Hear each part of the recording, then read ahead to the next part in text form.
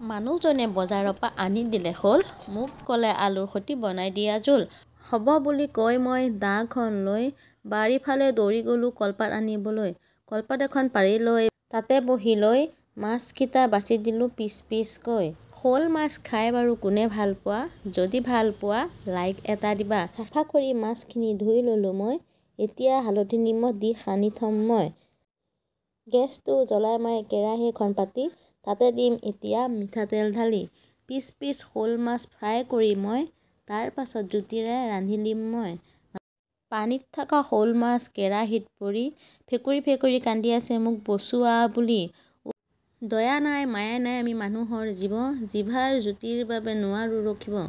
এতিয়া মাছখিনি ভাজি লৈ মই কেইটামান পাঁচফোৰণ গৰম তেলত দিলোঁ। ফটফটকৈ ফুটোতে ইয়াত পিঁয়াজ ঢালি দিলোঁ। পিঁয়াজখিনি ভালদৰে ভাজি ল'লোঁ মই। এতিয়া দি দিলোঁ জলকীয়া নহৰু অকণ মই। এতিয়া দি দিম কাটি থোৱা আলু।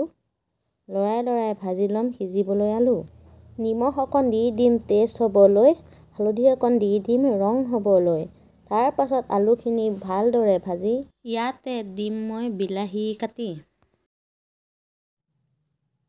বিলাহীখিনি দি মই হেতাখন লৈ লৰাই থাকিলোঁ বিলাহী সিজি যোৱালৈ। এতিয়া দি দিম গৰম পানী ঢালি। মানুহজনে চিঞৰি আছে হ'ল নে নাই বুলি, খঙতে দিলোঁ মই মাছ কেইপিচ ঢালি। এতিয়া মাছৰ তৰকাৰী উতলিব দি গৰম ভাত বাঢ়ি দিলোঁ একাহী কৰি।